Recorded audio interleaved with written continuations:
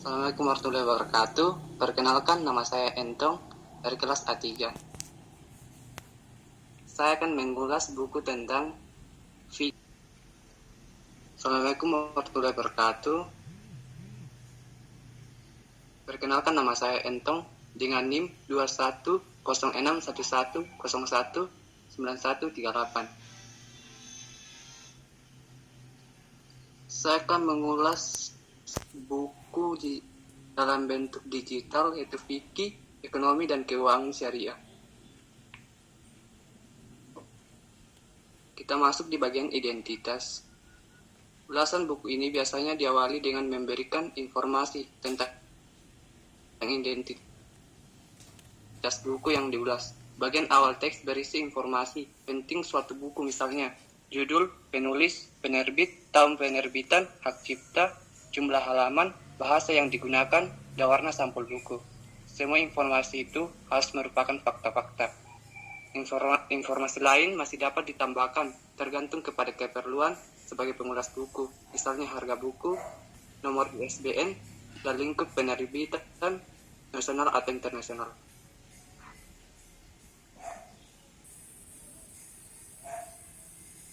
Judul Fikih Ekonomi dan Keuangan Syariah, antara realitas dan kontekstual.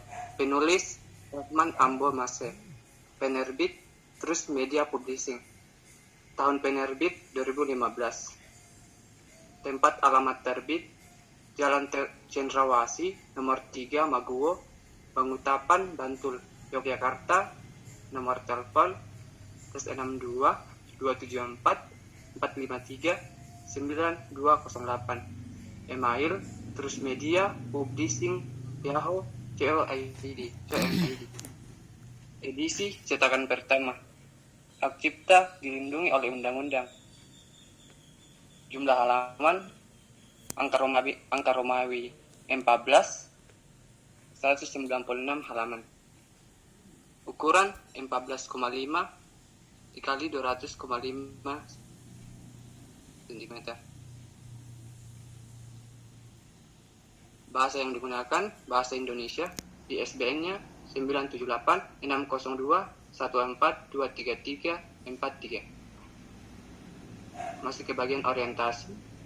Tahapan orientasi identik dengan pengantar pada seluruh ulasan.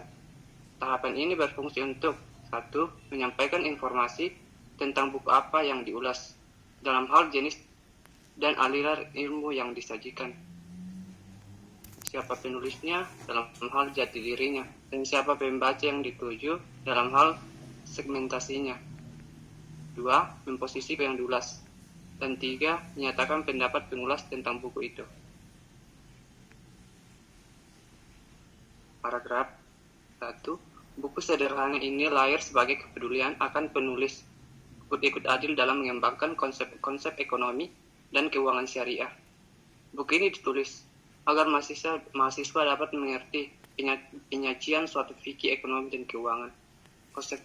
Konsep-konsep yang terdapat di dalamnya dikembangkan berdasarkan teori dan pendekatan usul fikih agar dapat diharmonisasikan dengan perkembangan dan kebutuhan zaman.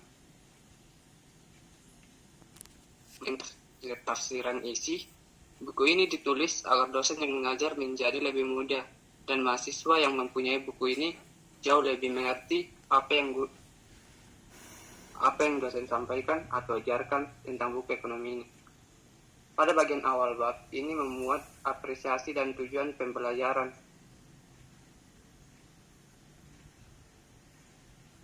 Yang diharapkan dapat dicapai siswa.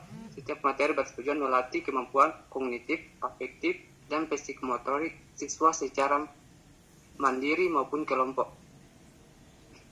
Pada setiap akhir bab terdapat satu rangkuman yang berisi ringkasan dan keseluruhan materi dalam satu bab. Dan 2. Penilaian diri sendiri serta uji kompetensi yang berisi penilaian siswa terhadap penguasaan materi dalam satu bab. Evaluasi. Dalam buku ini pastinya memiliki keunggulan dan kekurangan. Keunggulannya, bahasa yang digunakan mudah dipahami, bentuk buku yang bagus, mudah untuk dibawa kemana-mana, dan pembahasan materinya sangat mudah dimengerti. Kekurangannya, banyaknya halaman tetapi yang dipelajari cuma sedikit. Masuk ke bagian rangkuman, buku fikih ekonomi dan keuangan ini sangat berguna bagi mahasiswa yang belum tahu apa itu fikih dalam ekonomi syariah, lembaga syariah, dewan syariah, dan lain sebagainya. Buku ini sangat membantu mahasiswa tentang detail-detail yang ada dalam suatu ekonomi syariah dan cara mengatur suatu keuangan berkaitan dengan syariah. Sekian dari saya. Terima kasih. Baik, terima kasih Entong sudah presentasi. Jadi sebentar juga nanti Entong akan dengarkan bagaimana tanggapan atau barangkali ada masukan atau komentar-komentar dari teman-teman.